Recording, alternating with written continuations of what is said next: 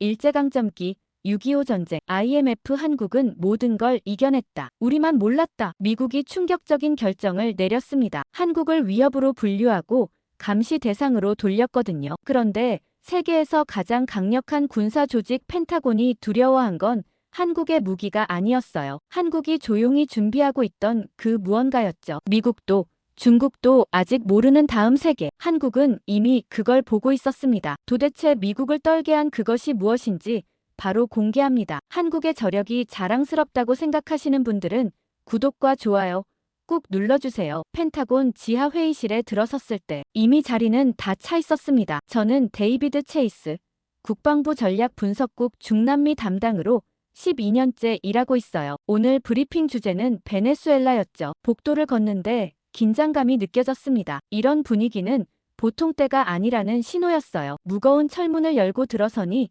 냉방이 3개 나오고 있었죠. SCIF 회의실이었습니다. 기밀회의 전용 공간이에요. 창문도 없고 외부와 완전히 차단된 곳이었죠. 회의실 공기가 무겁게 가라앉아 있었습니다. 장성급 장교 셋이 앞줄에 앉아 있었어요. 별 2개, 3개짜리들이었죠. 그 옆으로 CIA 부국장과 국무부 차관보까지 왔더군요. 에너지부 차관도 보였습니다. 이 정도 라인업이면 보통 일이 아니라는 뜻이었어요. 저는 뒤쪽 자리를 찾아 앉았습니다. 테이블 위에는 브리핑 자료가 놓여 있었어요. 표지에 빨간 글씨로 극비라고 찍혀 있었죠. 펼쳐보니 베네수엘라 지도가 가득했습니다. 스크린에 불이 들어왔습니다. 베네수엘라 위성 사진이 떠올랐어요. 석유 시설들이 붉은 점으로 표시돼 있었죠. 분석관 하나가 앞으로 나와 레이저 포인터를 들었습니다. 마라카이보 유전 지대입니다. 그가 말하기 시작했어요. 현재 중국 국영 석유 회사가 장악했습니다. 작년부터 본격적으로 진출했고요. 이미 생산량의 절반 이상을 통제하고 있습니다. 화면이 바뀌었습니다. 무장병력 사진이 나타났어요. 러시아 군복을 입은 사람들이 시설 앞에 서 있었죠. 경비는 러시아 민간 군사 회사가 맡고 있습니다. 분석관이 계속 설명했어요. 바그너 그룹으로 추정됩니다. 병력 규모는 약 1000명 정도로 봅니다. 앞쪽에 앉은 해리스 장군이 고개를 끄덕였습니다. 삼성 장군이었어요. 얼굴이 굳어 있었죠. 콜탄 광산은 어떻습니까? 그가 물었습니다. 화면이 다시 바뀌었습니다. 이번엔 남동부 지역 광산 사진이었어요. 여기도 동일합니다. 분석관이 답했죠. 중국이 채굴권 대부분을 확보했고 러시아가 군사 지원을 하고 있습니다. 베네수엘라 정부는 사실상 껍데기예요. 저는 손에 쥔 펜으로 메모하기 시작했습니다. 중국 석유 확보, 러시아 군사 개입, 베네수엘라 정부 무력화, 예상했던 패턴이었어요. 유엔 대응은 어떻습니까? 해리스가 다시 물었습니다. 무력합니다. 국무부 차관보 로버츠가 답했어요. 안보리 결의안이 4번 상정됐지만 모두 중국과 러시아 거부권으로 부결됐습니다. 총회에서 비난 결의안이 나오긴 했지만 구속력이 전혀 없어요. 베네수엘라는 완전히 무시하고 있습니다. 회의실이 잠시 조용해졌습니다. 다들 같은 생각을 하고 있었어요. 국제기구가 작동하지 않는다는 거였죠. 분석관이 다음 슬라이드를 넘겼습니다. 러시아 해군 움직임이 나타났어요. 카리브해에 함정 3척을 배치했다는 내용이었죠. 전략적 거점을 만들고 있습니다. 분석관이 말했어요. 미국 본토에서 불과 몇천 킬로미터 떨어진 곳입니다. CIA 부국장 샌더슨이 서류를 넘겼습니다. 중국 목적은 명확합니다. 그가 말했어요. 석유 확보와 미국 견제죠. 러시아는 세력 확장이 목표고요. 둘 다 베네수엘라를 발판으로 쓰고 있습니다. 우리 대응 옵션은요? 해리스가 물었습니다. 제한적입니다. 로버츠가 답했어요. 군사 개입은 현실적이지 않고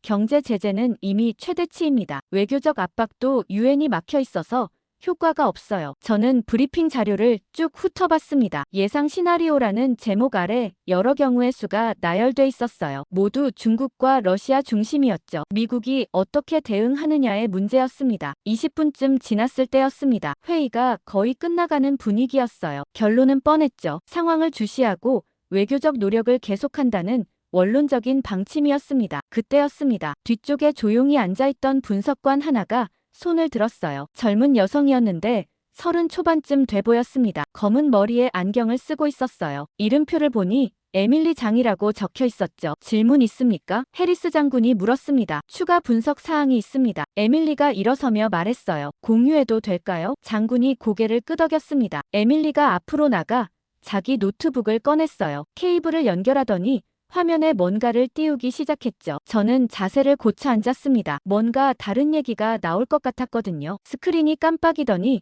새로운 슬라이드가 나타났습니다. 제목이 크게 떠올랐어요. 주요 불안정 변수. 영어로는 프라이머리 데스터빌라이징 베리어블이라고 적혀 있었죠. 에밀리가 리모컨을 손에 쥐고 말했습니다. 베네수엘라 사태를 다각도로 분석했는데요. 그녀의 목소리가 차분했어요. 한 가지 중요한 변수를 발견했습니다. 무엇입니까? 샌더슨이 물었습니다. 에밀리가 잠시 회의실을 둘러봤습니다. 그러고는 리모컨 버튼을 눌렀어요. 화면이 바뀌었습니다. 그 순간 회의실 공기가 완전히 얼어붙었습니다. 스크린 정중앙에 단어 하나가 크게 떠올랐어요. 검은 배경에 흰 글씨로 선명하게 적혀 있었죠.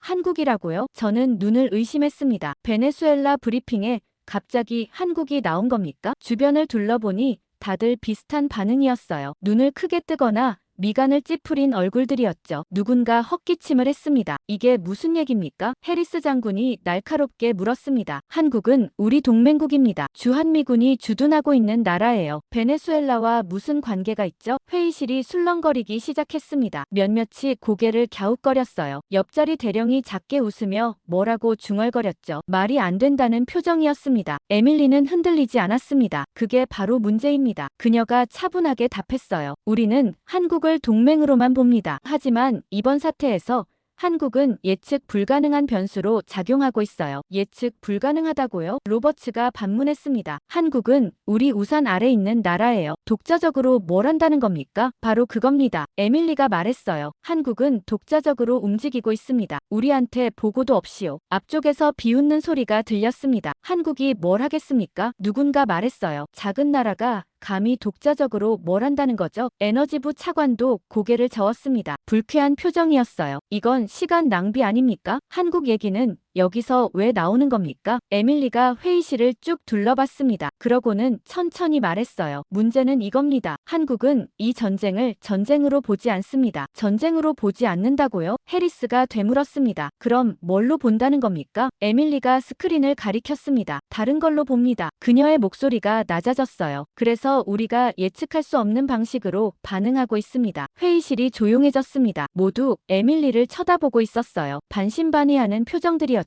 하지만 아무도 말을 잇지 못했습니다. 저는 스크린을 응시했습니다. 그 순간 뭔가 이상한 느낌이 들었습니다. 12년간 이 일을 해왔지만 한 번도 생각해 본 적 없는 개념이었거든요. 한국이 위협이라는 생각 말이에요. 동맹국인 한국을 위협 변수로 분류한다는 게 믿기지 않았습니다. 하지만 에밀리의 표정은 진지했어요. 농담이 아니었죠. 회의실 분위기가 묘하게 바뀌었습니다. 비웃음은 사라졌어요. 대신 불편한 침묵이 흘렀죠. 모두가 같은 생각을 하고 있었습니다. 정말 한국이 문제가 될 수 있을까요? 에밀리가 다음 슬라이드를 넘겼습니다. 화면에 문서 제목이 나타났어요. 한국 외교부 내부 보고서라고 적혀 있었죠. 이건 한 달 전 한국 정부가 작성한 분석입니다. 에밀리가 말했어요. 비공개 문서인데 우리가 입수했습니다. 베네수엘라 사태에 대한 한국의 시각이 담겨 있어요. 어떻게 입수했습니까? 샌더슨이 물었습니다. 출처는 밝힐 수 없습니다. 에밀리가 답했어요. 하지만 진위는 확인됐습니다. 복수의 경로로 교차 검증했고요. 화면이 바뀌었습니다. 한글로 된 문서가 나타났어요. 그 옆에 영어 번역본이 함께 떠올랐죠. 저는 번역문을 읽기 시작했습니다. 베네수엘라 사태는 자원 분쟁이 아니다. 첫 문장부터 예상 밖이었어요. 이는 지역 전쟁도 아니다. 2차 세계대전 이후 구축된 국제 질서가 붕괴하는 분기점이다. 회의실이 조용해졌습니다. 모두 스크린을 응시하고 있었어요. 에밀리가 레이저 포인터로 문장을 가리켰습니다. 보시다시피 한국은 베네수엘라를 완전히 다르게 정의합니다. 그녀가 설명했어요. 우리가 석유와 콜탄을 볼 때 한국은 시스템 붕괴를 봅니다. 과장 아닙니까? 로버츠가 말했습니다. 한국이 너무 크게 보는 거 아닌가요? 에밀리가 고개를 저었습니다. 다음 문장을 보시죠. 화면이 스크롤됐습니다. 유엔 안보리가 4차례 무력화됐다. 국제법이 무시되고 있다. 강대국들이 규칙을 어기고 있으며 아무도 제재하지 못한다. 이것이 선례가 되면 다음 위기는 더 심각할 것이다. 저는 문장을 다시 읽었습니다. 선례가 된다는 부분이 눈에 들어왔어요. 한국은 베네수엘라가 시작일 뿐이라고 보는 겁니까? 제가 물었습니다. 정확합니다. 에밀리가 고개를 끄덕였어요. 한국은 이게 반복될 거라고 봅니다. 다음엔 대만 해협일 수도 있고 중동일 수도 있고 어디든 될 수 있다는 거죠. 규칙이 한번 무너지면 계속 무너진다는 논리예요. 다음 슬라이드가 나타났습니다. 이번엔 도표였어요. 4개의 상자가 그려져 있었죠. 각각 미국, 중국, 러시아, 한국이라고 표시돼 있었습니다. 각국이 무엇을 계산하는지 비교했습니다. 에밀리가 첫 번째 상자를 가리켰어요. 미국은 개입 시점을 계산합니다. 언제 들어가고 언제 빠질지를 고민하죠. 맞는 말이었습니다. 우리는 늘 그랬어요. 타이밍을 재는 게 전략의 핵심이었죠. 중국은 손익을 계산합니다. 에밀리가 두 번째 상자로 넘어갔어요. 투자 대비 수익이 얼마나 나올지를 봅니다. 경제적 이득이 목표죠. 러시아는 세력 균형을 계산합니다. 세 번째 상자였어요. 미국을 견제하고 자기 영향력을 확대하는 게 목적입니다. 여기까지는 모두 아는 내용이었습니다. 새로울 게 없었어요. 하지만 네 번째 상자는 달랐죠. 한국은 질서 이후를 계산합니다. 에밀리의 목소리가 무겁게 가라앉았어요. 국제 질서가 무너진 다음 세계를 보고 있습니다. 질서 이후라고요? 해리스 장군이 되물었습니다. 그게 무슨 뜻입니까? 에밀리가 화면을 바꿨습니다. 한국 보고서의 핵심 문장이 크게 떠올랐어요. 우리는 승리를 계산하지 않는다. 질서 붕괴 이후를 계산한다. 저는 그 문장을 천천히 읽었습니다. 한 번,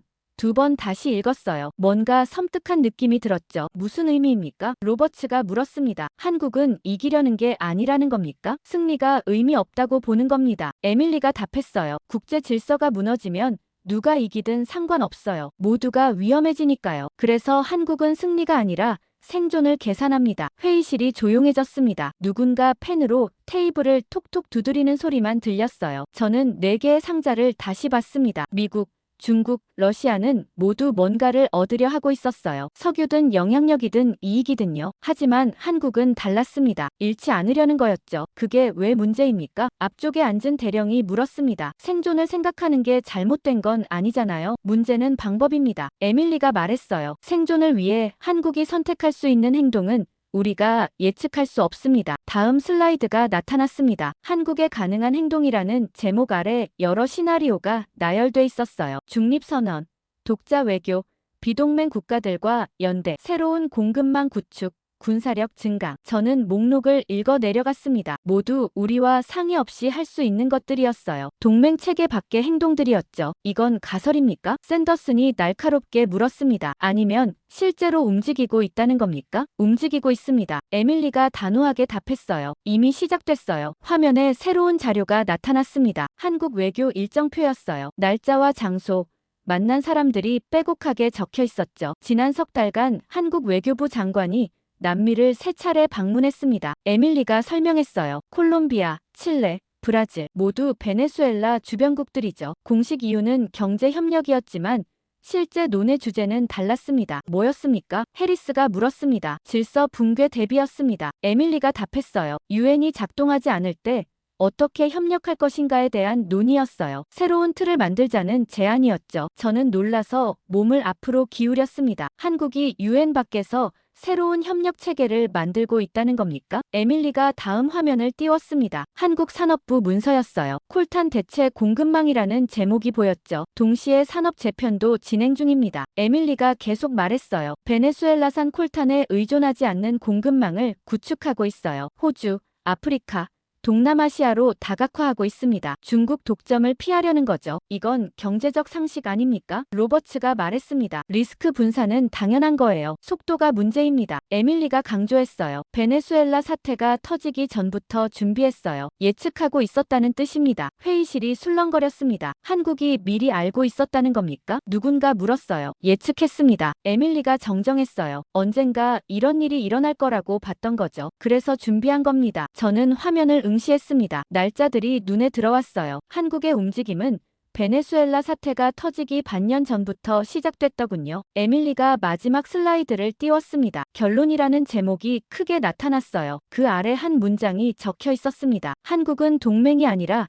예측 불가능한 행위자다. 회의실이 완전히 조용해졌습니다. 아무도 말하지 않았어요. 모두 그 문장을 바라보고 있었죠. 저는 손에 쥔 펜을 내려놓았습니다. 동맹이 아니라고요? 12년간 한국을 동맹으로 봐왔는데 갑자기 다른 범주로 분류한다는 겁니까? 예측 불가능하다는 게 정확히 무슨 뜻입니까? 해리스 장군이 물었습니다. 통제할 수 없다는 뜻입니다. 에밀리가 답했어요. 우리가 예상하는 방식으로 움직이지 않습니다. 우리 전략에 맞춰주지도 않아요. 독자적 독자적으로 판단하고 행동합니다. 그게 동맹 아닙니까? 로버츠가 반문했습니다. 주권 국가인데 독자적으로 판단하는 게 당연하죠. 한계가 있습니다. 에밀리가 말했어요. 동맹은 협의합니다. 중요한 결정은 공유하죠. 하지만 한국은 그러지 않습니다. 조용히 움직이고 나중에 우리가 알게 됩니다. 회의실이 무겁게 가라앉았습니다. 모두 같은 생각을 하고 있었어요. 동맹국을 믿을 수 없다면 뭘 믿을 수 있을까요? 에밀리가 노트북을 덮었습니다. 발표는 여기까지입니다. 그녀가 말했어요. 질문 있으시면 받겠습니다. 하지만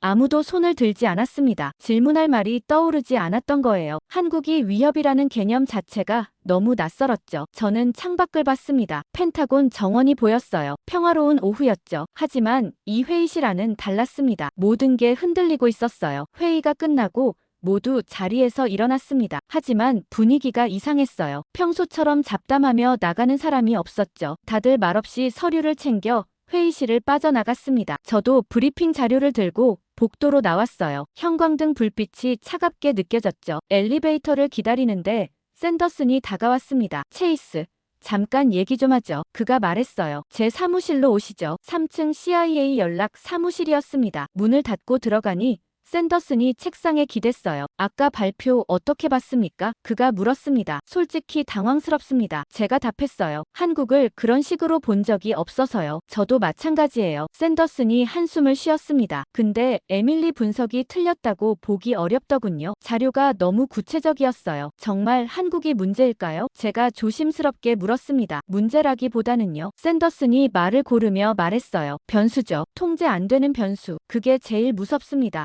사무실로 돌아왔을 때 이미 메일이 와 있었습니다. 전략분석국장 명의였어요. 제목은 베네수엘라 관련 긴급 태스크포스 구성이었죠. 내용을 읽어보니 제 이름이 들어가 있었습니다. 한국 관련 담당자로 지정됐더군요. 오후 4시에 다시 회의가 소집됐습니다. 이번엔 더 작은 회의실이었어요. 참석자도 줄었죠. 해리스 장군, 샌더슨, 로버츠, 그리고 에밀리와 저까지 5명이었습니다. 테이블 중앙에 파일 하나가 놓여 있었어요. 표지에 빨간 테이프가 둘러져 있었죠. 극비 문서라는 뜻이었습니다. 오늘 아침 회의 내용을 바탕으로 결정을 내려야 합니다. 해리스가 입을 열었어요. 한국을 어떻게 분류할 것인가의 문제죠. 저는 파일을 쳐다봤습니다. 뭔가 중요한 결정이 내려질 것 같았어요. 현재 한국은 동맹국으로 분류돼 있습니다. 로버츠가 말했습니다. 최우방국 등급이죠. 모든 정보를 공유하고 군사협력도 최상위 수준입니다. 그걸 바꾸자는 겁니까? 바꿔야 합니다. 샌더슨이 단호하게 말했어요. 에밀리 분석대로라면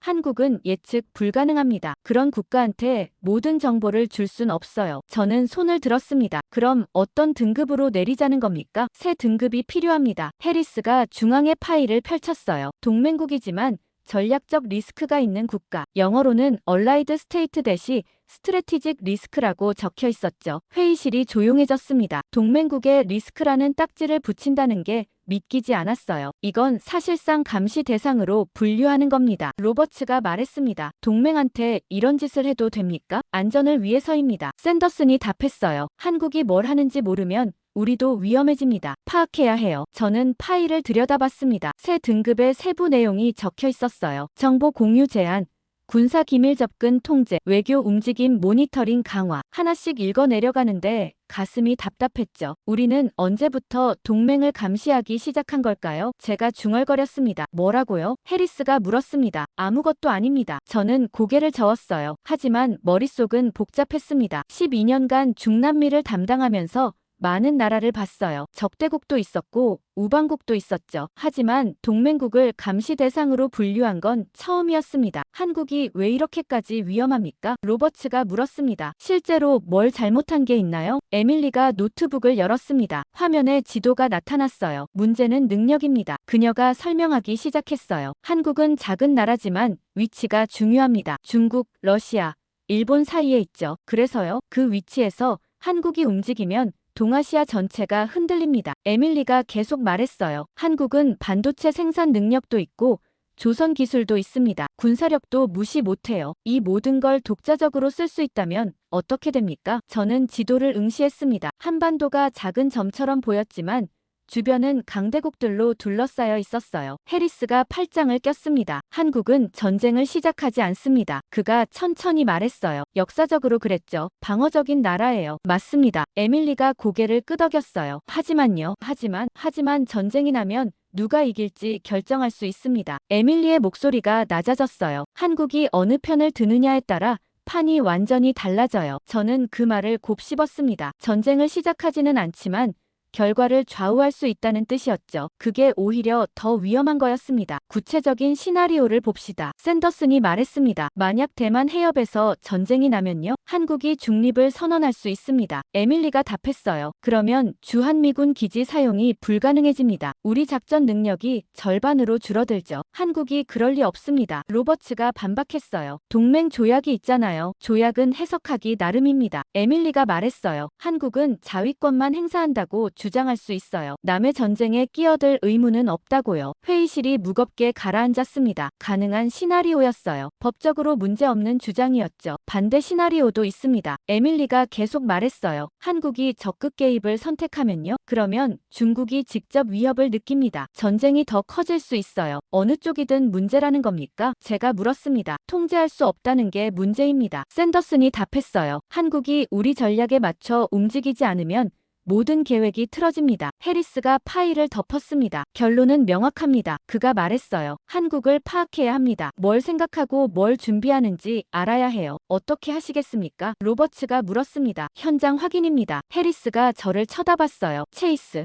한국에 가보시오. 저요? 제가 놀라서 되물었습니다. 자네가 적임자요. 해리스가 말했습니다. 중남미 담당이지만 전략 분석에 능하잖소. 한국 정부 사람들 만나보고 파악해 오시오. 저는 말문이 막혔습니다. 갑자기 한국 출장이라니요. 무엇을 파악하라는 겁니까? 제가 물었습니다. 그들이 정말 독자적으로 움직이는지 확인하시오. 해리스가 답했어요. 우리한테 뭘 숨기고 있는지도 알아보고요. 공식 방문입니까? 아니요. 샌더슨이 고개를 저었어요. 비공식으로 가시오. 동맹 협력 점검이라는 명목으로요. 한국 측은 이게 조사인 줄 모르게 해야 합니다. 저는 테이블을 내려다봤습니다. 동맹국을 조사하러 가라는 명령이었어요. 뭔가 잘못됐다는 생각이 들었죠. 언제 출발합니까? 제가 물었습니다. 이틀 뒤요. 해리스가 답했어요. 빨리 파악해야 합니다. 베네수엘라 상황이 악화되기 전에요. 회의가 끝났습니다. 저는 파일을 받아들고 일어났어요. 손이 떨리는 게 느껴졌죠. 복도로 나와 창문 앞에 섰습니다. 워싱턴 하늘이 흐렸어요. 비가 올 것 같았죠. 한국에 가야 합니다. 동맹국을 조사하러요. 이게 정말 옳은 일일까요? 하지만 명령은 명령이었습니다. 이틀 뒤면 저는 태평양을 건너 서울에 있을 거예요. 그곳에서 뭘 발견하게 될지 아직 몰랐죠. 비행기가 이륙했습니다. 워싱턴 덜레스 공항을 벗어나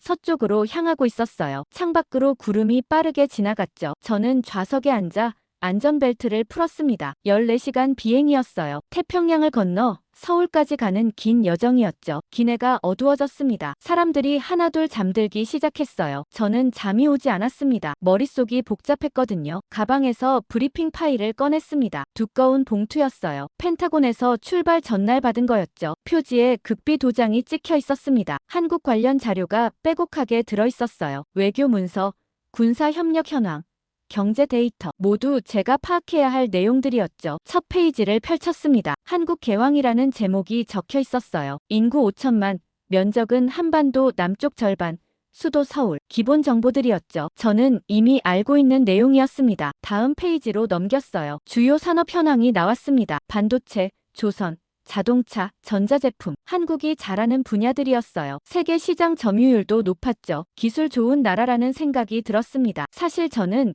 한국에 대해 별로 아는 게 없었어요. 중남미 담당이었으니까요. 한국은 제 업무 영역이 아니었죠. 가끔 뉴스에서 보는 정도였습니다. 삼성 스마트폰이나 현대 자동차 같은 거요. 그리고 북한 문제로 뉴스에 나올 때였죠. 군사훈련이나 미사일 발사 같은 얘기들이었습니다. 제 머릿속 한국 이미지는 단순했어요. 기술 잘하는 나라, 성실한 동맹, 북한 때문에 긴장 상태인 곳, 그게 전부였죠. 미국 보호 아래 있는 나라라고 생각했습니다. 주한미군이 주둔하고 있고 우리가 안보를 제공하는 국가요. 우리 없이는 위험할 거라고 봤어요. 하지만 펜타곤 회의실에서 들은 얘기는 완전히 달랐습니다. 한국이 독자적으로 움직인다고요? 우리 전략을 무시한다고요? 도저히 이해가 안 됐어요. 승무원이 물을 가져다 줬습니다. 감사합니다. 제가 말하고 한 모금 마셨어요. 목이 말랐죠. 창밖을 봤습니다. 칠흑 같은 어둠이었어요. 태평양 상공이었죠. 아래는 바다뿐이었습니다. 저는 다시 파일로 시선을 돌렸습니다. 에밀리가 작성한 분석 보고서가 들어있었어요. 한국의 전략적 자율성이라는 제목이었죠. 페이지를 넘기며 읽기 시작했습니다. 한국은 더 이상 수동적 동맹국이 아니다. 첫 문장이 눈에 들어왔어요. 독자적 판단 능력을 갖췄으며 자체 생존 전략을 수립하고 있다. 저는 고개를 갸웃거렸습니다. 펜타곤이 왜 갑자기 이런 평가를 내리는 걸까요? 작년만 해도 한국은 모범적인 동맹국이었어요. 우리가 하자는 대로 따라왔죠. 군사훈련도 잘 협조했고 외교 정책도 맞춰졌습니다. 뭐가 달라진 걸까요? 보고서를 더 읽어 내려갔습니다. 베네수엘라 사태 이후 한국의 행동 패턴이 변화했다는 내용이 나왔어요. 조용하지만 빠르게 움직이고 있다고 했죠. 우리한테 보고도 없이요. 다음 페이지에 구체적인 사례가 나왔습니다. 콜탄 공급망 재편, 남미 외교 강화, 반도체 생산 라인 조정, 모두 최근 몇 달 사이에 일어난 일들이었어요. 저는 멈춰서 생각했습니다. 콜탄이요? 베네수엘라에서 생산되는 희귀 광물이었죠. 반도체 만드는데 필수였습니다. 중국이 베네수엘라 광산을 장악했고요. 그럼 한국은 중국 의존을 줄이려고 움직인 거였네요. 갑자기 퍼즐이 맞춰지기 시작했습니다. 한국은 베네수엘라 사태를 자원 분쟁으로만 본 게 아니었어요. 공급망 위기로 본 거였죠. 중국이 콜탄을 독점하면 한국 반도체 산업이 타격받습니다. 그래서 미리 대비한 거였어요. 저는 브리핑 파일을 다시 펼쳤습니다. 유엔 무력화 시나리오라는 섹션을 찾아 읽었어요. 베네수엘라에서 안보리가 4차례 무력화됐다. 국제법이 무시되고 강대국들이 규칙을 어기고 있다. 이것이 선례가 되면 다음 위기 때도 반복될 것이다. 한국은 이렇게 판단하고 있었습니다. 유엔이 작동하지 않는 세계를 가정하고 있었어요. 그래서 독자적으로 준비하는 거였죠. 저는 천천히 숨을 내쉬었습니다. 이제 조금 이해가 됐어요. 한국은 우리가 지켜줄 거라고 믿지 않는 겁니다. 국제 질서가 무너지면 미국도 한국을 보호 못할 거라고 보는 거예요. 그래서 스스로 살 길을 찾는 거였죠. 비행기가 흔들렸습니다. 난기류였어요. 저는 안전벨트를 다시 맸습니다. 기내 방송이 나왔죠. 잠시 흔들릴 수 있으니 자리에 앉아 계시기 바랍니다. 저는 창밖을 봤습니다. 여전히 어둠뿐이었어요. 보이는 건 아무것도 없었죠. 하지만 저 아래 어딘가에 바다가 있고 그 너머에 한국이 있었습니다. 파일 마지막 페이지를 펼쳤습니다. 에밀리의 결론 부분이었어요. 한국은 현재 세계가 아닌 다음 세계를 준비하고 있다. 국제 질서 붕괴 이후를 가정하고 움직인다. 이것이 미국 전략과 충돌할 가능성이 크다. 저는 그 문장을 다시 읽었습니다. 다음 세계라고요? 한국은 이미 지금 세계가 끝날 거라고 보는 겁니까? 우리는 여전히 지금 질서를 지키려 하는데 한국은 그 다음을 보고 있었어요. 시간 차이가 있었던 겁니다. 우리가 오늘을 볼 때 한국은 내일을 보고 있었죠. 그게 문제였어요. 갑자기 모든 게 명확해졌습니다. 펜타곤이 왜 불안해하는지 알겠더군요. 한국이 나쁜 짓을 해서가 아니었어요. 우리와 다른 미래를 보고 있어서였죠. 통제할 수 없는 거였습니다. 승무원이 다시 지나갔습니다. 담요 필요하세요? 그녀가 물었어요. 괜찮습니다. 제가 답했죠. 하지만 사실 춥기는 했습니다. 기내 온도 때문이 아니라 깨달음 때문이었어요. 한국은 동맹이지만 더 이상 우리 편이 아닐 수도 있었습니다. 아니, 정확히는 우리보다 한 발 앞서 있었던 거예요. 우리가 아직 싸우고 있을 때 한국은 이미 다음 전쟁을 준비하고 있었죠. 저는 파일을 덮었습니다. 가방에 다시 넣었어요. 이제 읽을 필요가 없었습니다. 서울에 가면 직접 확인하게 될 테니까요. 한국 사람들을 만나면 물어볼 겁니다. 정말 그렇게 생각하느냐고요. 세계가 무너질 거라고 보느냐고요. 그리고 그들의 대답을 들으면 저도 확신하게 되겠죠. 한국이 정말 위협인지 아닌지를요. 창밖이 조금씩 밝아지기 시작했습니다. 동쪽 하늘에 빛이 번지고 있었어요. 곧 해가 뜰 거였죠. 태평양 어딘가를 날고 있었습니다. 한국에 점점 가까워지고 있었어요. 몇 시간 후면 서울에 도착할 겁니다. 저는 눈을 감았습니다. 잠을 청하려 했어요. 하지만 머릿속은 여전히 복잡했죠. 한국은 이미 다음 세계를 가정하고 있다. 그 문장이 계속 맴돌았습니다. 비행기가 인천공항에 착륙했습니다. 바퀴가 활주로에 닿는 소리가 들렸어요. 긴 여행이 끝났죠. 저는 창밖을 내다봤습니다. 회색빛 하늘 아래 공항 건물이 보였어요. 생각보다 현대적이었죠. 입국장을 통과했습니다. 짐을 찾아 밖으로 나왔어요. 대사관에서 보낸 차량이 기다리고 있었죠. 운전기사가 영어로 인사했습니다. 체이스 씨 맞으시죠? 호텔로 모셔다 드리겠습니다. 차가 공항을 빠져나갔습니다. 고속도로로 접어들었어요. 창밖으로 서울 풍경이 펼쳐졌죠. 고층 빌딩들이 줄지어 서 있었습니다. 첨단 건물들이었어요. 예상했던 것보다 훨씬 발전된 모습이었죠. 거리는 평온했습니다. 사람들이 일상적으로 걸어다니고 있었어요. 카페에 앉아 커피를 마시는 사람들도 보였죠. 전쟁 분위기는 전혀 느껴지지 않았습니다. 저는 고개를 갸웃거렸어요. 이상했습니다. 베네수엘라 사태가 심각하게 돌아가고 있는데 여기는 너무 조용했거든요. 공포도 없고 긴장감도 없었죠. 마치 아무 일도 없는 것처럼 보였습니다. 호텔에 도착했습니다. 체크인을 하고 방으로 올라갔어요. 창문을 열어보니 서울 시내가 내려다 보였죠. 네온사인이 반짝이고 차들이 오가고 있었습니다. 평화로운 도시였어요. 하지만 저는 알고 있었습니다. 이곳에서 북쪽으로 몇십 킬로미터만 가면 휴전선이 있다는 걸요. 세계에서 가장 중무장된 국경선이었죠. 다음 날 아침 일정이 시작됐습니다. 국방부 청사로 향했어요. 대사관 직원이 동행했죠. 우리 측 연락관이었습니다. 오늘 누구를 만납니까? 제가 물었습니다. 국방부 정책실 국장입니다. 연락관이 답했어요. 김 국장이라고 하더군요. 동맹 협력 담당이래요. 청사에 도착했습니다. 보안 검색을 거쳐 안으로 들어갔어요. 복도는 깨끗했고 사람들이 바쁘게 오갔죠. 회의실로 안내됐습니다. 김 국장이 이미 와 있었어요. 50대 중반쯤 돼 보이는 남자였습니다. 양복을 단정하게 입고 있었죠. 환영합니다. 김 국장이 악수를 청했어요. 멀리서 오시느라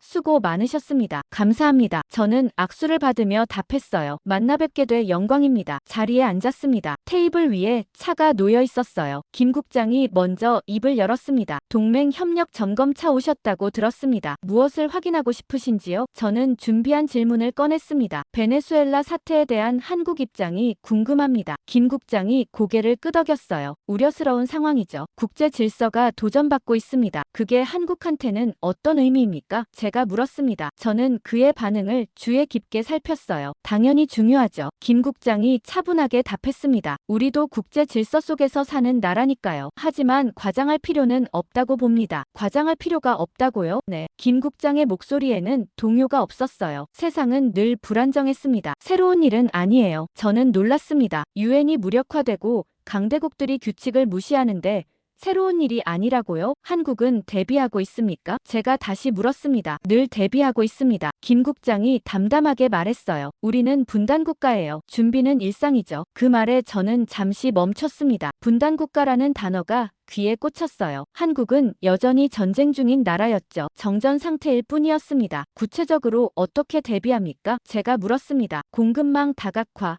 외교 네트워크 강화, 산업체질 개선. 김 국장이 나열했어요. 평소에 하던 일들입니다. 특별한 건 없어요. 저는 브리핑 파일 내용을 떠올렸습니다. 에밀리 보고서에는 한국이 급격하게 움직인다고 나와 있었어요. 하지만 김 국장 말투는 너무 평범했죠. 위기감이 전혀 없었습니다. 베네수엘라가 선례가 될 수 있다고 보십니까? 제가 조심스럽게 물었습니다. 다음 위기 때도 똑같이 반복될까요? 김 국장이 잠시 생각하더니 답했습니다. 가능성은 있죠. 그래서 대비하는 겁니다. 하지만 패닉 상태는 아니에요. 우리는 늘 이 상태로 준비합니다. 늘 이 상태로 준비한다고요? 제가 되물었습니다. 네. 김 국장이 차를 한 모금 마셨어요. 한국은 70년 넘게 긴장 속에 살았습니다. 위기는 익숙해요. 새삼스럽게 놀랄 일이 아니죠. 저는 그의 얼굴을 쳐다봤습니다. 과장도 없고 흥분도 없었어요. 그냥 사실을 말하는 표정이었죠. 이게 더 이상했습니다. 회의가 1시간 정도 이어졌습니다. 김 국장은 계속 침착했어요. 질문마다 차분하게 답했죠. 위기를 강조하지도 않았고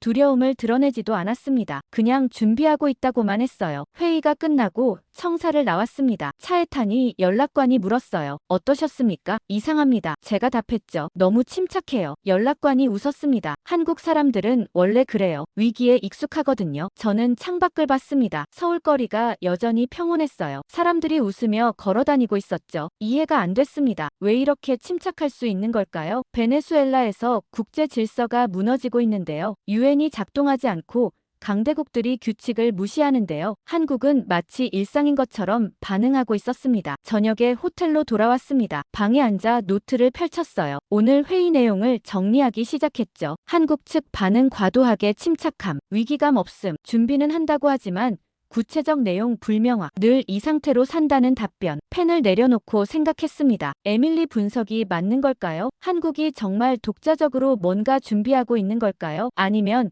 그냥 침착한 척하는 걸까요? 알 수가 없었습니다. 김 국장은 아무것도 드러내지 않았어요. 표정도 말투도 완벽하게 통제돼 있었죠. 저는 창밖을 내다봤습니다. 서울 야경이 아름다웠어요. 불빛들이 반짝이고 있었죠. 평화로운 도시였습니다. 하지만 뭔가 이상했어요. 너무 조용했습니다. 폭풍 전의 고요 같았죠. 한국 사람들은 뭔가 알고 있었습니다. 제가 모르는 걸요. 그래서 이렇게 침착할 수 있는 거였어요. 문제는 그게 뭔지 파악하는 거였죠. 다음날 일정이 하나 더 잡혀 있었습니다. 대사관에서 연락이 왔어요. 한국 측에서 추가 미팅을 요청했다는 겁니다. 누구와 만납니까? 제가 물었습니다. 외교부 전략기획관이래요. 연락관이 답했어요. 이름은 이준호. 정책 자문 역할을 한다고 하더군요. 공식 직함은요? 명확하지 않습니다. 연락관이 고개를 갸웃거렸어요. 외교관은 아닌 것 같고 학자도 아닌 것 같고요. 뭔가 애매한 포지션이래요. 저는 궁금했습니다. 왜 그 사람이 저를 만나려는 걸까요? 장소는 정부 청사가 아니었습니다. 시내 작은 카페였어요. 비공식 미팅이라는 뜻이었죠. 오후 3시에 도착했습니다. 카페는 한적했어요. 구석자리에 한 남자가 앉아 있었죠. 30대 후반쯤 돼 보였습니다. 캐주얼한 재킷에 청바지를 입고 있었어요. 군복도 아니고 정장도 아니었죠. 민간인 같았습니다. 체이스 씨입니까? 그가 일어서며 영어로 물었습니다. 발음이 유창했어요. 네, 맞습니다. 저는 악수를 건넸습니다. 이준호입니다. 그가 미소를 지으며 답했어요. 만나 뵙게 돼 반갑습니다. 앉으시죠. 커피를 시켰습니다. 자리에 앉아 마주보니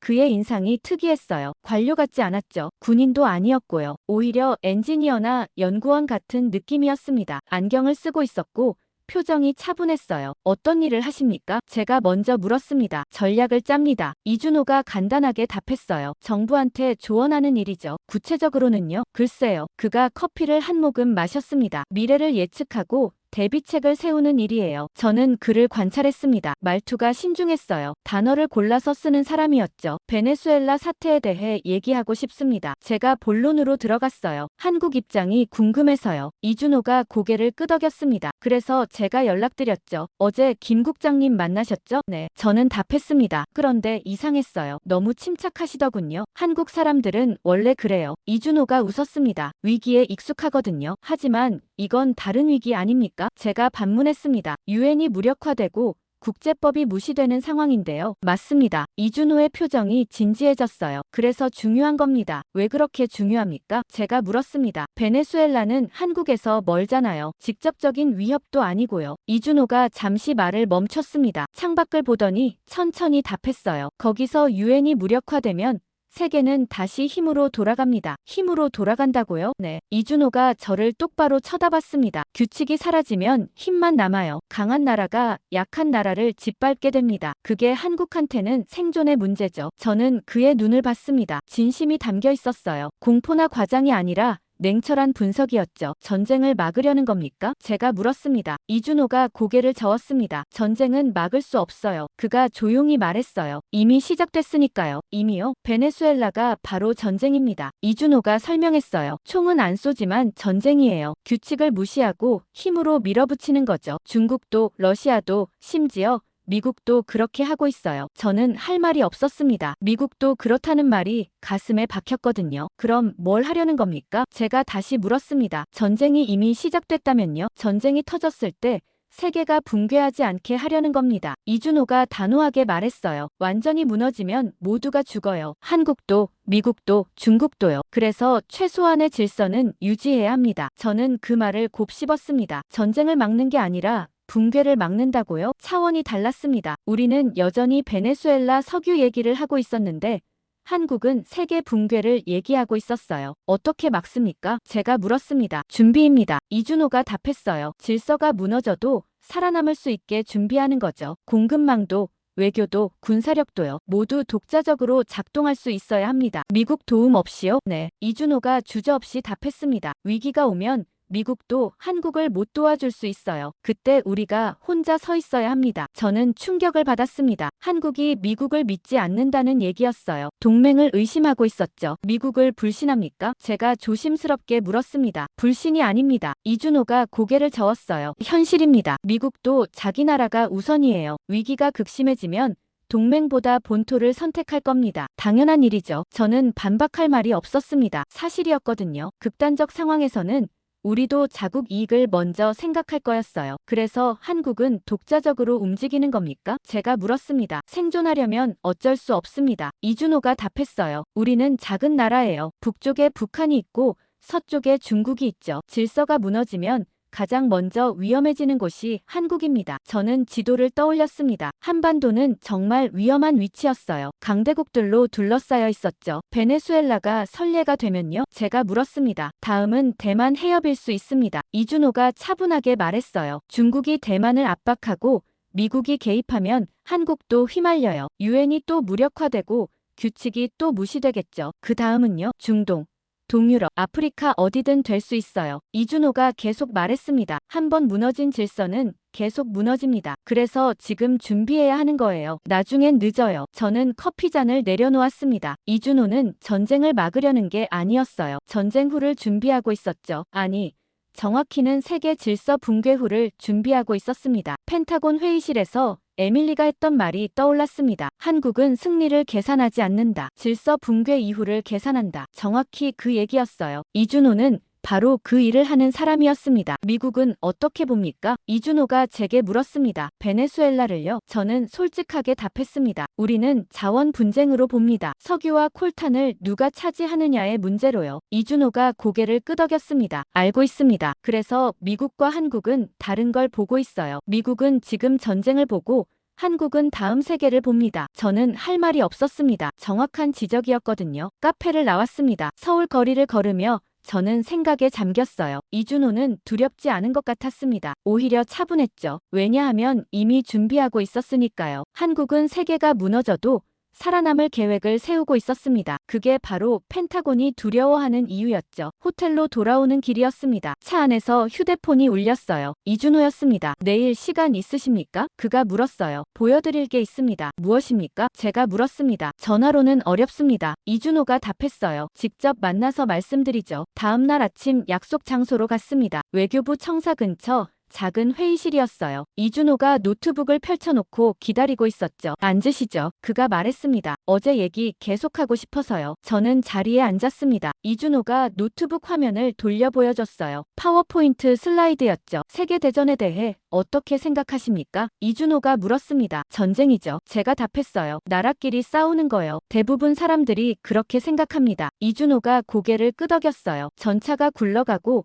폭탄이 터지는 걸 상상하죠. 하지만 그건 결과예요. 원인이 아닙니다. 무슨 뜻입니까? 세계대전은 선언으로 시작되지 않습니다. 이준호가 슬라이드를 넘겼어요. 규칙을 무시하는 것으로 시작되죠. 화면에 도표가 나타났습니다. 1차 세계대전, 2차 세계대전, 그리고 물음표 하나가 적혀 있었어요. 1차 대전은 어떻게 시작됐습니까? 이준호가 물었습니다. 암살이요. 제가 답했습니다. 오스트리아 황태자가 죽었죠. 그게 발단이었지만 원인은 아닙니다. 이준호가 설명했어요. 진짜 원인은 동맹 체계가 작동하지 않았기 때문이에요. 한 나라가 선을 넘자 모두가 따라 넘었죠. 2차 대전은요? 히틀러입니다. 제가 답했어요. 독일이 침공했죠. 맞습니다. 이준호가 말했어요. 하지만 히틀러가 가능했던 이유는 국제연맹이 무력했기 때문입니다. 규칙을 어겨도 아무도 막지 못했어요. 저는 화면을 응시했습니다. 세 번째 물음표가 신경 쓰였어요. 다음 세계대전은요? 제가 물었습니다. 이미 시작됐습니다. 이준호가 조용히 말했어요. 베네수엘라에서요. 저는 깜짝 놀랐습니다. 베네수엘라가 세계대전이라고요? 총도 안 쏘았는데요. 그게 바로 문제입니다. 이준호가 강조했어요. 현대 세계대전은 총 없이 시작돼요. 규칙 무시로 시작됩니다. 슬라이드가 바뀌었습니다. 베네수엘라 지도가 나타났어요. 붉은 화살표들이 여기저기를 가리키고 있었죠. 미국은 개입 시점을 고민합니다. 이준호가 첫 번째 화살표를 가리켰어요. 언제 들어가고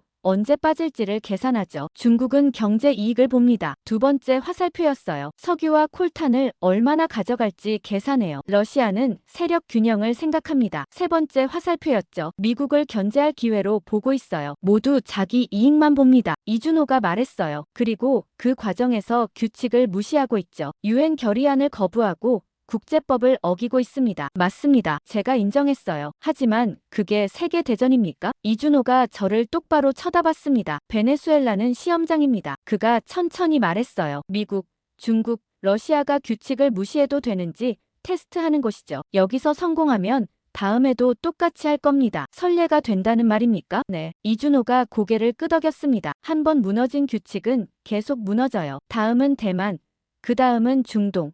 계속 이어질 겁니다. 그때는 총도 나오겠죠. 저는 숨을 깊이 들이마셨습니다. 이준호 말이 맞는 것 같았어요. 베네수엘라는 시작일 뿐이었죠. 한국은 그걸 어떻게 봅니까? 제가 물었습니다. 생존 문제로 봅니다. 이준호가 답했어요. 규칙이 무너지면 한국이 가장 위험해지거든요. 왜 한국입니까? 위치 때문입니다. 이준호가 지도를 확대했어요. 한반도가 크게 보였죠. 북쪽에 북한, 서쪽에 중국, 동쪽에 바다 건너 일본, 한국은 강대국들 사이에 끼어 있어요. 규칙이 있을 때는 괜찮습니다. 국제법이 지켜주니까요. 하지만 규칙이 사라지면요? 힘의 논리만 남습니다. 이준호의 목소리가 무겁게 가라앉았어요. 그러면 강한 나라가 약한 나라를 짓밟아요. 한국도 예외가 아니죠. 저는 지도를 보며 생각했습니다. 한국은 정말 위험한 곳에 있었어요. 북한은 핵무기를 갖고 있고 중국은 거대한 군사력을 갖고 있었죠. 규칙이 없다면 한국은 버티기 어려웠습니다. 그래서 뭘 합니까? 제가 물었습니다. 위치를 선점합니다. 이준호가 답했어요. 개입하지 않아요. 대신 필요한 위치를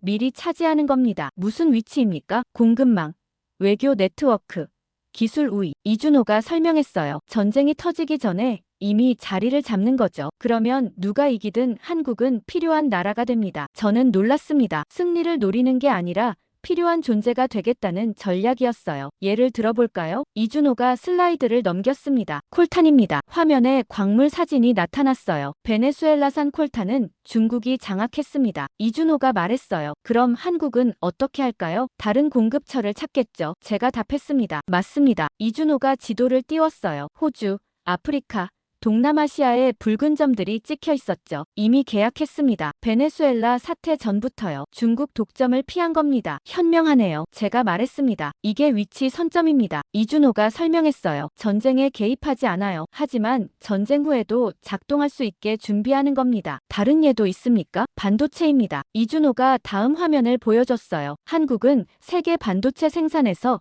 큰 비중을 차지해요. 중국이 대만을 압박하면 대만 반도체가 위험해지죠. 그러면요, 한국 반도체가 더 중요해집니다. 이준호가 말했어요. 미국도 유럽도 심지어 중국도 한국 반도체가 필요해져요. 그게 한국 안전을 보장하는 겁니다. 저는 이해했습니다. 한국은 전쟁에서 이기려는 게 아니었어요. 누가 이기든 한국이 필요하게 만드는 거였죠. 그게 생존 전략이었습니다. 군사적으로는요? 제가 물었습니다. 독자적 방어 능력을 키웁니다. 이준호가 답했어요. 미사일, 전투기, 잠수함 모두 자체 생산하고 있어요. 미국 도움 없이도 버틸 수 있게요. 동맹을 불신하는 겁니까? 현실을 받아들이는 겁니다. 이준호가 차분하게 말했어요. 위기가 극심해지면 미국도 한국을 못 도와줄 수 있어요. 자국이 우선이니까요. 그때 한국은 혼자 서 있어야 합니다. 저는 할 말이 없었습니다. 냉혹하지만 사실이었거든요. 그래서 개입보다 위치를 선택하는 겁니까? 제가 다시 물었습니다. 정확합니다. 이준호가 노트북을 덮었어요. 전쟁에 뛰어들면 적을 만들게 돼요. 하지만 위치를 잡으면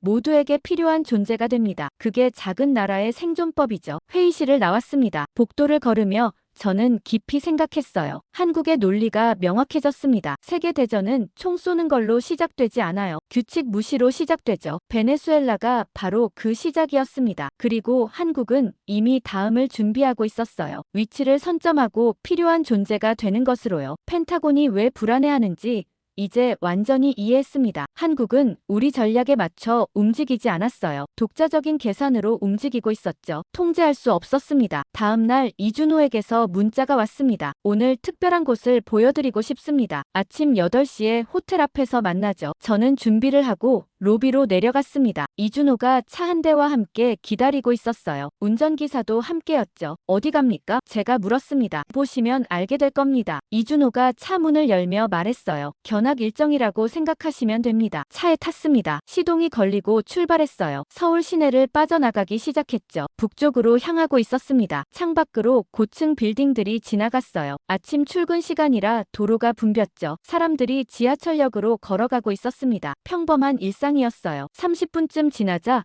풍경이 바뀌기 시작했습니다. 빌딩이 줄어들고 낮은 건물들이 나타났어요. 주택가를 지나고 있었죠. 길가에 작은 가게들이 보였습니다. 이준호는 말이 없었습니다. 그냥 창밖을 바라보고 있었어요. 저도 묻지 않았죠. 뭔가 중요한 곳으로 가고 있다는 느낌이 들었거든요. 차가 고속도로에 진입했습니다. 표지판이 지나갔어요. 한글로 적혀 있어서 읽을 수 없었죠. 하지만 방향은 알 수 있었습니다. 계속 북쪽이었어요. 주변이 점점 한적해졌습니다. 건물이 드문드문 보이기 시작했어요. 대신 산이 나타났죠. 녹색 산들이 도로 양쪽으로 펼쳐져 있었습니다. 저는 불안해지기 시작했습니다. 왜 이렇게 외곽으로 가는 걸까요? 대체 어디로 데려가는 거죠? 이준호 씨, 제가 입을 열었습니다. 목적지가 어딥니까? 조금만 더 가면 됩니다. 이준호가 짧게 답했어요. 중요한 곳이에요. 저는 더 묻지 않았습니다. 하지만 긴장감이 커졌어요. 뭔가 예사롭지 않은 곳으로 가고 있다는 확신이 들었죠. 1시간쯤 더 갔을 때였습니다. 도로에 검문소가 나타났어요. 군인들이 서 있었죠. 제복을 입고 총을 들고 있었습니다. 차가 속도를 줄였습니다. 검문소 앞에 멈췄어요. 군인 하나가 다가왔죠. 이준호가 창문을 내리고 서류를 건넸습니다. 군인이 확인하더니 고개를 끄덕였어요. 통과를 허락한 겁니다. 차가 다시 출발했습니다. 검문소를 지나자 분위기가 완전히 달라졌어요. 도로 양쪽에 철조망이 나타났습니다. 저는 창밖을 응시했습니다. 철조망이 끝없이 이어지고 있었어요. 높이가 사람 키의 2배는 됐죠. 가시철선이 위에 둘러져 있었습니다. 여기가 어디입니까? 제가 다시 물었습니다. 비무장지대 근처입니다. 이준호가 답했어요. 곧 도착할 겁니다. 비무장지대라고요? 저는 깜짝 놀랐습니다. 남북한 사이 완충지대였죠. 세계에서 가장 중무장된 곳이었습니다. 왜 여길 데려오는 겁니까? 보여드릴 게 있어서요. 이준호가 조용히 말했어요. 한국을 이해하려면 여길 봐야 합니다. 차가 계속 나아갔습니다. 군부대들이 보이기 시작했어요. 막사와 초소들이 곳곳에 있었죠. 군인들이 순찰을 돌고 있었습니다. 긴장감이 느껴졌어요. 이곳은 전쟁터 같았습니다. 평화로운 서울과는 완전히 다른 세계였어요. 불과 1시간 거리인데 이렇게 다를 수 있다는 게 놀라웠죠. 표지판 하나가 나타났습니다. 영어로도 적혀 있었어요. 판문점 5km. 저는 숨을 멈췄습니다. 판문점이요? 남북한이 만나는 바로 그곳이었죠. 정전협정이 체결된 장소였습니다. 전쟁이 멈춘 곳이었어요. 이준호가 저를 쳐다봤습니다. 놀라셨습니까? 그가 물었습니다. 솔직히 그렇습니다. 제가 답했어요. 왜 여기까지 오는 겁니까? 한국이 뭘 보고 있는지 보여드리려고요. 이준호가 말했어요. 말로 설명하는 것보다 직접 보는 게 나을 것 같아서요. 차가 마지막 검문소를 통과했습니다. 이번엔 더 엄격했어요. 여권을 확인하고 신원을 조회했죠. 허가가 떨어지는데 10분이 걸렸습니다. 도로가 좁아졌습니다. 양쪽으로 나무들이 우거져 있었어요. 하지만 철조망은 여전히 보였죠. 끊어지지 않고 계속 이어졌습니다. 군 차량들이 지나갔습니다. 트럭과 장갑차들이었어요. 모두 무장하고 있었죠. 이곳은 정말 전쟁 준비가 된 곳이었습니다. 저는 긴장이 풀리지 않았습니다. 왜 이준호가 저를 여기로 데려왔는지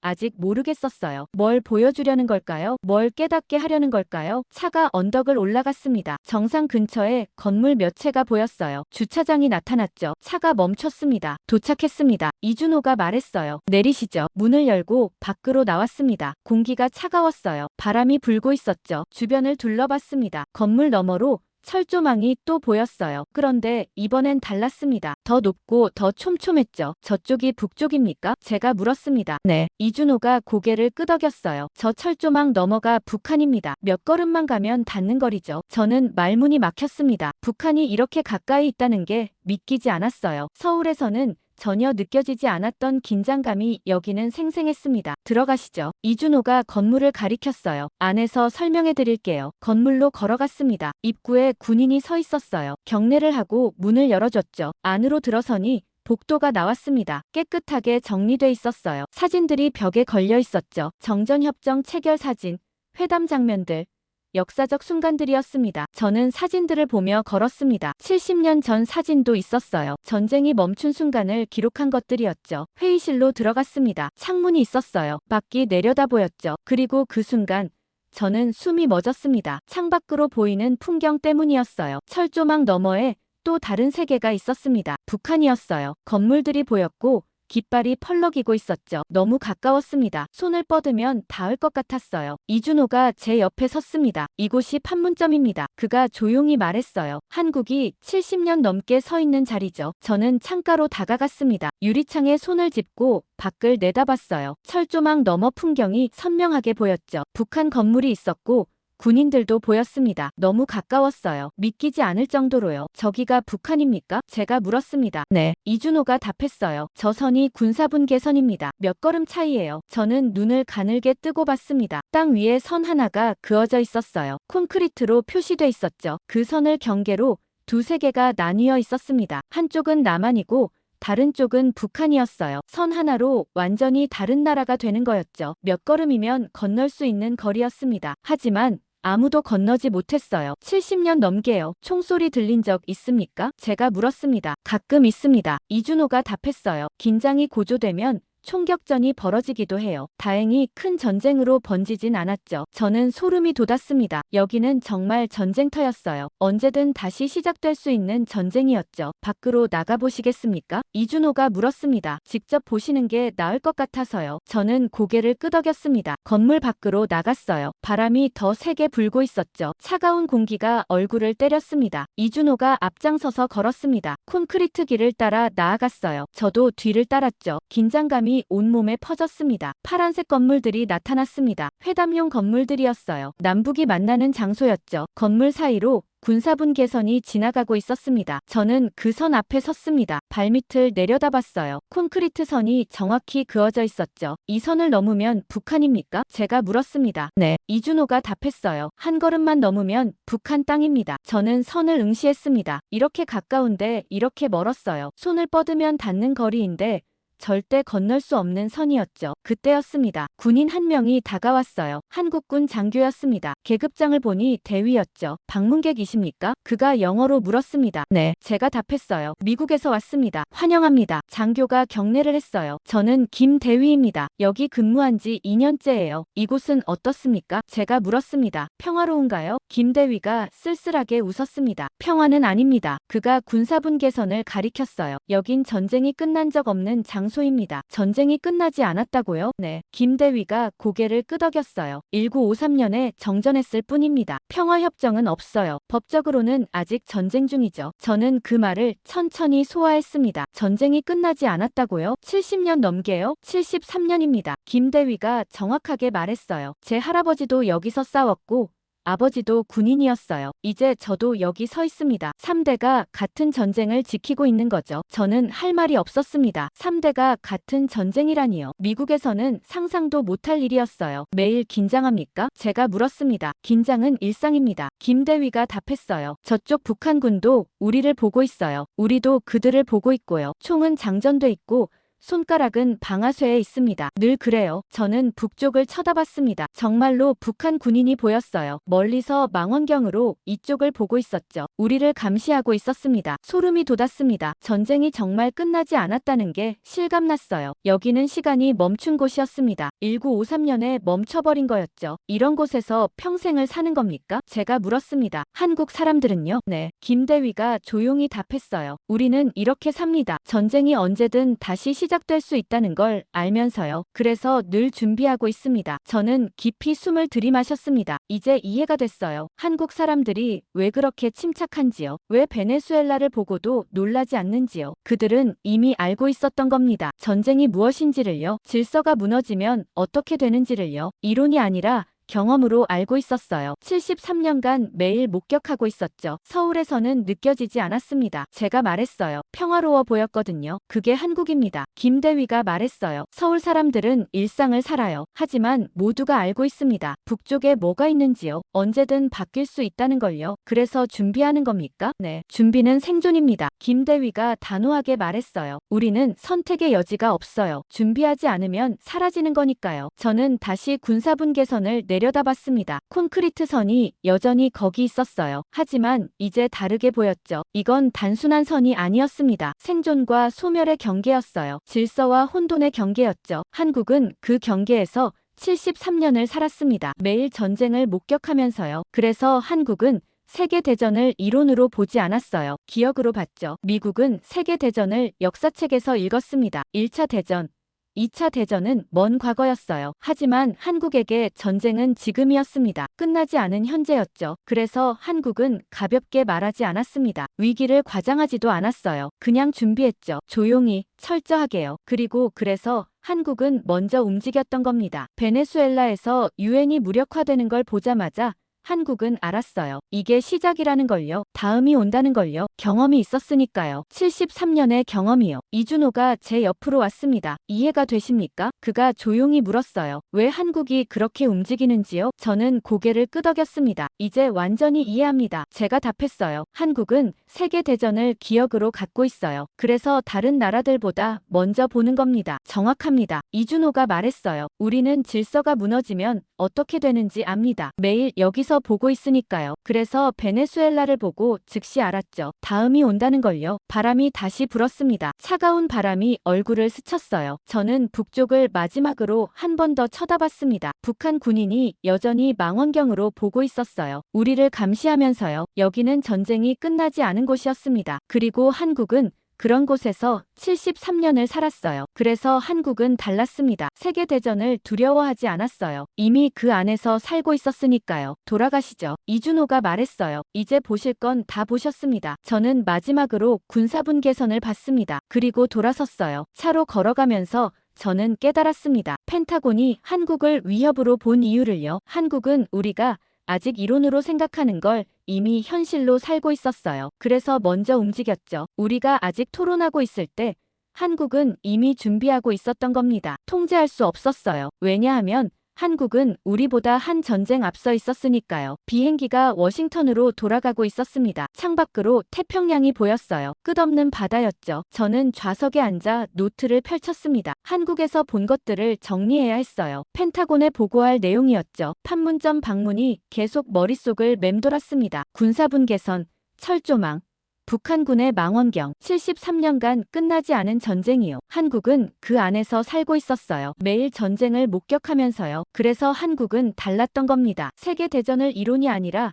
기억으로 가진 나라였어요. 베네수엘라를 보자마자 즉시 알았던 거죠. 다음이 온다는 걸요. 저는 펜으로 메모하기 시작했습니다. 한국 평가, 공격적 의도 없음. 그러나 독자적 판단 명확함. 어떤 강대국보다 자율적. 손을 멈추고 생각했습니다. 이게 정확한 표현일까요? 한국이 위협적인가요? 아니면 그냥 독립적인가요? 다시 써 내려갔습니다. 한국은 적이 아님, 동맹도 맞음. 그러나 통제 불가능, 설득도 어려움, 자기 생존 논리로만 움직임. 그게 핵심이었습니다. 통제할 수 없다는 거였어요. 한국은 우리 전략에 맞춰주지 않았죠. 우리가 가라고 하면 가고 서라고 하면 서는 나라가 아니었습니다. 독자적으로 판단하고 움직였어요. 그게 펜타곤을 불안하게 만든 거였죠. 비행기가 착륙했습니다. 다음 날 아침 펜타곤으로 출근했어요. 보고 일정이 잡혀 있었죠. 똑같은 회의실이었습니다. 지하 SCIF였어요. 해리스 장군, 샌더슨, 로버츠가 앉아 있었죠. 에밀리도 있었습니다. 어떠셨습니까? 해리스가 먼저 물었습니다. 한국은 어떻던가요? 저는 가방에서 보고서를 꺼냈습니다. 복잡합니다. 제가 답했어요. 간단히 설명하기 어려운 나라예요. 위협적입니까? 샌더슨이 날카롭게 물었습니다. 한국이 우리한테 위험한가요? 저는 잠시 망설였습니다. 그러고는 천천히 답했어요. 위협은 아닙니다. 그러나 예측 불가능합니다. 구체적으로 말해보시오. 해리스가 말했습니다. 한국은 공격적이지 않습니다. 제가 설명하기 시작했어요. 먼저 전쟁을 일으키려는 의도가 전혀 없어요. 오히려 전쟁을 피하려 합니다. 그럼 뭐가 문제죠? 로버츠가 물었습니다. 독자적이라는 겁니다. 저는 단호하게 말했어요. 한국은 우리 허락을 구하지 않습니다. 상의도 안 해요. 스스로 판단하고 움직입니다. 어떤 강대국보다 자율적입니다. 회의실이 조용해졌습니다. 모두 제 말을 곱씹고 있었어요. 예를 들어볼까요? 샌더슨이 말했습니다. 콜탄 공급망입니다. 제가 답했어요. 베네수엘라 사태 훨씬 전부터 한국은 대체 공급처를 확보했습니다. 우리한테 보고도 없이요. 호주, 아프리카, 동남아시아와 계약했어요. 그게 왜 문제입니까? 로버츠가 되물었습니다. 현명한 결정 아닌가요? 문제는 타이밍입니다. 저는 설명했어요. 한국은 우리보다 먼저 움직였습니다. 우리가 아직 베네수엘라 석유 얘기할 때 한국은 이미 다음 단계를 준비하고 있었어요. 우리 전략과 무관하게요. 에밀리가 고개를 끄덕였습니다. 제 분석과 일치하네요. 그녀가 말했어요. 한국은 독자적 생존 논리를 갖고 있어요. 정확합니다. 저는 인정했습니다. 판문점에 가봤는데 이해가 됐어요. 한국은 73년간 전쟁 속에서 살았습니다. 끝나지 않은 전쟁이요. 그래서 위기를 보는 눈이 다릅니다. 어떻게 다릅니까? 해리스가 물었습니다. 우리는 베네수엘라를 자원 분쟁으로 봅니다. 저는 설명했어요. 하지만 한국은 질서 붕괴로 봐요. 유엔 무력화를 선례로 보는 겁니다. 다음에도 똑같이 반복될 거라고 생각하죠. 그게 사실 아닙니까? 샌더슨이 말했습니다. 유엔은 정말 무력화됐어요. 맞습니다. 제가 답했어요. 한국 판단이 틀리지 않았습니다. 문제는 그 다음이에요. 한국은 우리와 상의하지 않고 독자적으로 대비합니다. 통제할 수 없다는 거죠. 회의실이 무겁게 가라앉았습니다. 통제 불가능이라는 단어가 공기를 짓눌렀어요. 설득은 가능합니까? 로버츠가 물었습니다. 한국을 우리 전략에 맞출 수 있나요? 저는 고개를 저었습니다. 어렵습니다. 한국은 자기 생존 논리로 움직여요. 우리가 뭐라고 해도 바뀌지 않을 겁니다. 왜 그렇게 확신합니까? 왜냐하면 한국한테는 선택의 여지가 없기 때문입니다. 저는 단호하게 말했어요. 북쪽에 북한이 있고 서쪽에 중국이 있어요. 질서가 무너지면 한국이 가장 먼저 위험해집니다. 그래서 준비하는 거예요. 생존 본능이죠. 해리스가 팔짱을 꼈습니다. 그럼 우리는 어떻게 해야 합니까? 저는 잠시 생각했습니다. 그러고는 조심스럽게 답했어요. 이해해야 합니다. 한국을 적으로 볼 게 아니라 독자적 행위자로 봐야 해요. 통제하려 하지 말고 협력하는 겁니다. 너무 안이한 거 아닙니까? 샌더슨이 반박했습니다. 한국이 우리 전략을 망칠 수도 있어요. 망칠 수도 있습니다. 저는 인정했어요. 하지만 막을 수는 없습니다. 한국은 이미 움직이고 있어요. 우리가 허락하든 안 하든 계속할 겁니다. 에밀리가 노트북을 열었습니다. 체이스 씨 말이 맞습니다. 그녀가 말했어요. 한국을 막는 건 불가능해요. 대신 예측하는 게 나을 것 같습니다. 어떻게요? 해리스가 물었습니다.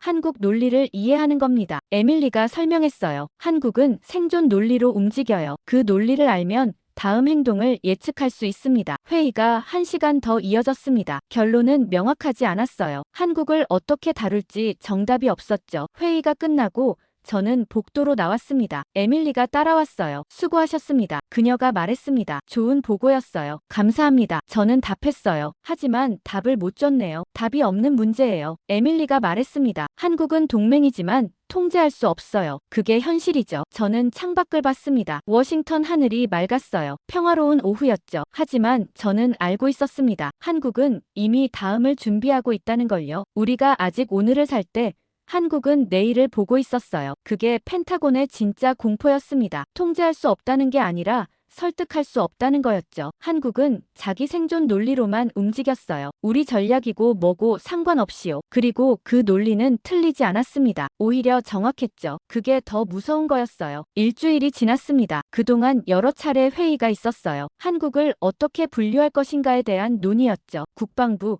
CIA, 국무부 모두 참여했습니다. 결론을 내려야 했어요. 공식 문서에 한국을 어떻게 기록할 것인가의 문제였죠. 저는 매 회의마다 참석했습니다. 한국 현장을 다녀온 사람으로서 의견을 요구받았어요. 질문도 많이 받았죠. 한국이 정말 위협입니까? 한국을 믿을 수 있습니까? 동맹 관계를 유지해야 합니까? 저는 매번 같은 답을 했습니다. 한국은 적이 아니지만 통제할 수 없다고요. 마지막 회의가 열렸습니다. 국방부 장관실이었어요. 참석자는 고위급 분이었죠. 장관, 합참의장, CIA 국장, 국무부 차관, 그리고 저도 불려갔습니다. 테이블 중앙에 문서 한 부가 놓여 있었습니다. 표지가 붉은색이었어요. 최종 평가서라고 적혀 있었죠. 장관이 회의를 시작했습니다. 한국에 대한 우리 입장을 정리했습니다. 그가 문서를 펼쳤어요. 공식 분류입니다. 문서를 읽기 시작했습니다. 한국은 적이 아니다. 첫 문장이 나왔어요. 저는 안도했습니다. 적이 아니라는 게 명확해진 거였죠. 하지만 다음 문장이 이어졌습니다. 그러나 위기 상황에서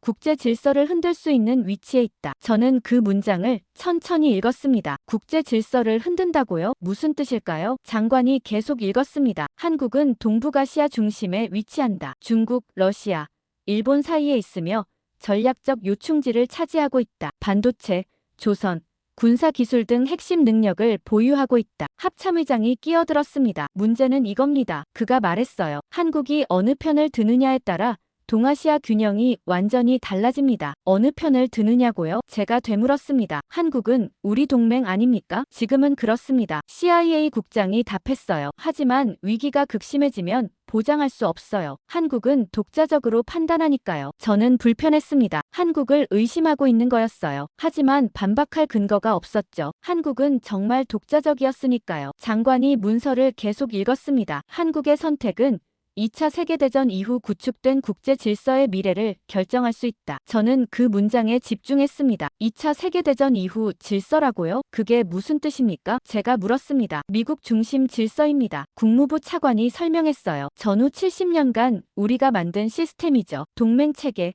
자유무역, 국제법 모두 미국이 주도했습니다. 그게 지금 흔들리고 있다는 겁니까? 베네수엘라가 증명했습니다. 차관이 답했어요. 유엔이 작동하지 않고 규칙이 무시되고 있어요. 질서가 무너지기 시작한 겁니다. 그게 한국과 무슨 관계입니까? 제가 다시 물었습니다. 한국은 그 질서를 끝낼 수도 있고 붙잡을 수도 있습니다. 합참의장이 말했어요. 그런 위치에 있는 거예요. 저는 이해하려 애썼습니다. 한국이 질서를 끝낼 수 있다고요? 어떻게요? 예를 들어볼까요? CIA 국장이 말했습니다. 대만 해협에서 전쟁이 나면 한국이 중립을 선언할 수 있어요. 그러면 주한미군 기지를 못 씁니다. 우리 작전 능력이 절반으로 줍니다. 중국이 승리할 가능성이 커지죠. 그럼 미국 중심 질서가 무너집니다. 저는 숨을 깊이 들이마셨습니다. 가능한 시나리오였어요. 법적으로도 문제없는 선택이었죠. 반대로요? 국무부 차관이 계속 설명했습니다. 한국이 적극 개입하면 중국을 견제할 수 있어요. 반도체 공급을 끊고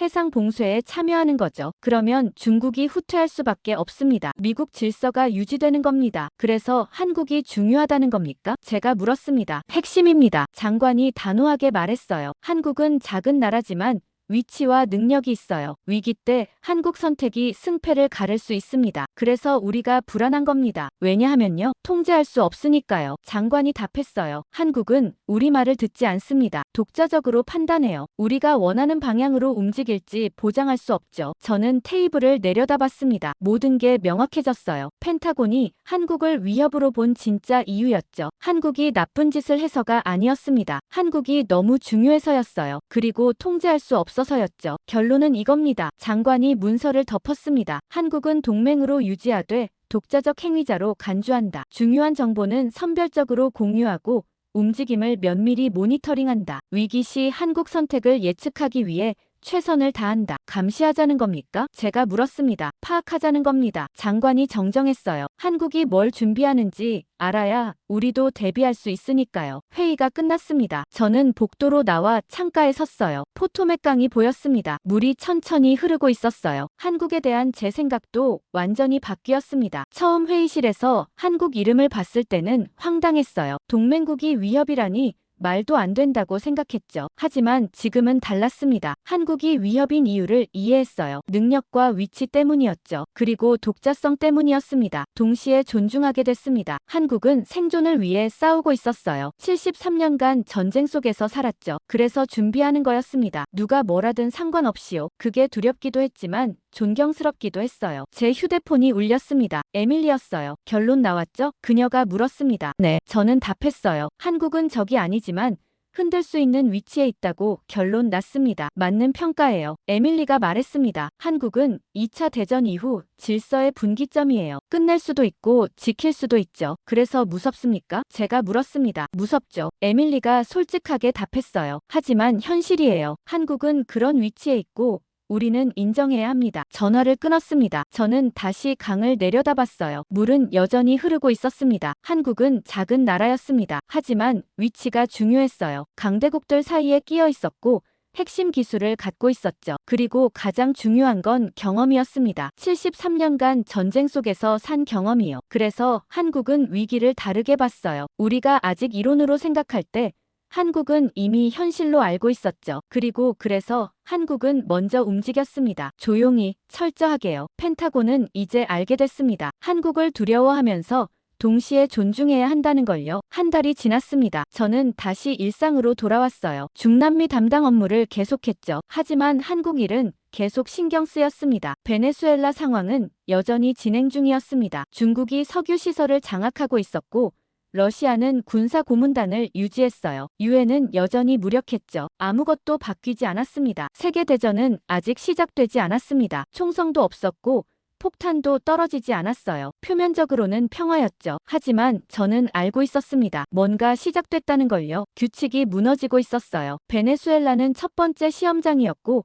선례가 되고 있었죠. 다음이 올 거였습니다. 어느 날 사무실에 앉아 뉴스를 보고 있었습니다. 대만 해협 긴장 고조라는 헤드라인이 나왔어요. 중국 군함이 대만 근해에 집결하고 있다는 내용이었죠. 저는 화면을 응시했습니다. 시작되고 있구나 싶었어요. 한국 얘기는 나오지 않았습니다. 뉴스는 미국과 중국만 얘기했어요. 양국 대결 구도로 보도하고 있었죠. 하지만 저는 알고 있었습니다. 한국이 어떻게 움직이느냐가 중요하다는 걸요. 한국 선택이 결과를 좌우할 거라는 걸요. 저녁에 에밀리에게서 전화가 왔습니다. 뉴스 봤어요? 그녀가 물었습니다. 대만 말이에요. 네, 저는 답했어요. 시작되는 것 같네요. 한국 움직임 파악됐습니까? 에밀리가 물었습니다. 아직입니다. 저는 답했어요. 조용해요. 아무 발표도 없고요. 그게 더 무섭네요. 에밀리가 말했습니다. 한국은 조용히 움직이니까요. 전화를 끊고 창밖을 봤습니다. 워싱턴 야경이 아름다웠어요. 평화로운 밤이었죠. 하지만 태평양 건너에서는 긴장이 고조되고 있었습니다. 그리고 한국은 어딘가에서 준비하고 있을 거였어요. 조용히, 철저하게요. 저는 책상 서랍을 열었습니다. 한국 보고서가 들어있었어요. 제가 작성한 최종 평가서였죠. 다시 펼쳐서 읽기 시작했습니다. 한국은 적이 아니다. 그러나 위기 상황에서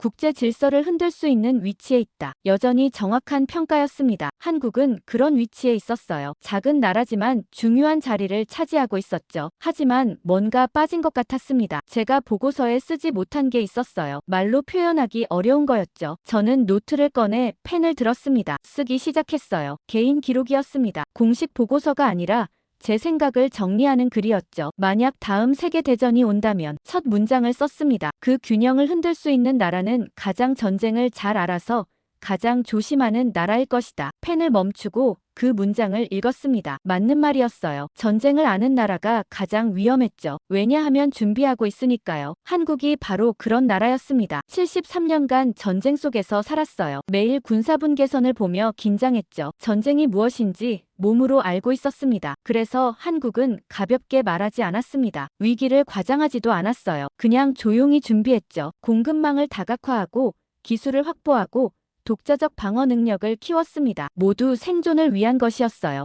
그래서 한국은 조심했습니다. 먼저 총을 쏘지 않았어요. 전쟁을 일으키지 않았죠. 하지만 전쟁이 나면 어떻게 해야 하는지 정확히 알고 있었습니다. 어느 위치를 차지해야 하는지도 알고 있었어요. 그게 바로 힘이었습니다. 공격력이 아니라 생존력이었죠. 조용하지만 흔들리지 않는 힘이었습니다. 저는 계속 썼습니다. 한국은 세계대전을 이론으로 보지 않는다. 기억으로 본다. 그래서 다른 나라들보다 먼저 움직인다. 우리가 아직 토론할 때 한국은 이미 준비한다. 판문점에서 본 풍경이 떠올랐습니다. 군사분계선, 철조망, 북한군의 망원경, 끝나지 않은 전쟁이었어요. 그 안에서 한국은 73년을 살았죠. 매일 전쟁을 목격하면서요. 그래서 한국은 달랐습니다. 세계대전을 먼 미래로 보지 않았어요. 가능한 현실로 봤죠. 그리고 그에 맞춰 움직였습니다. 독자적으로, 조용하게요. 이준호가 했던 말이 기억났습니다. 전쟁이 터졌을 때 세계가 붕괴하지 않게 하려는 겁니다. 한국은 전쟁을 막으려는 게 아니었어요. 붕괴를 막으려는 거였죠. 질서가 완전히 무너지는 걸 막으려는 겁니다. 그래서 준비했어요. 어느 편이 이기든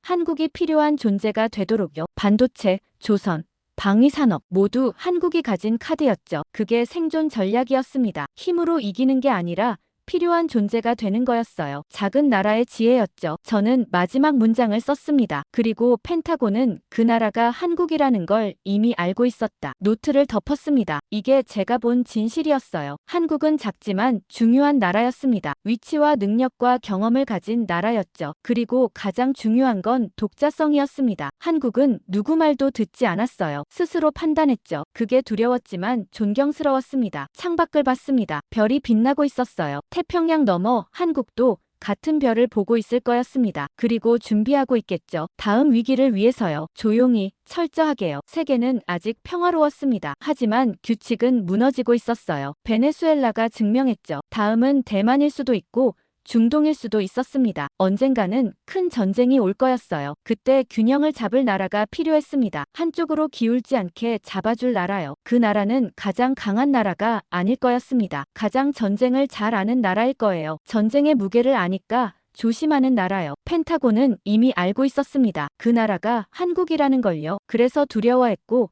그래서 주목했죠. 저는 노트를 서랍에 넣었습니다. 불을 끄고 사무실을 나왔어요. 복도는 조용했습니다. 펜타곤 지하는 항상 고요했죠. 하지만 저는 알고 있었습니다. 이곳에서 세계를 지켜보고 있다는 걸요. 한국도 지켜보고 있다는 걸요. 조용한 동맹, 예측 불가능한 파트너, 위기의 열쇠를 쥔 나라. 그게 한국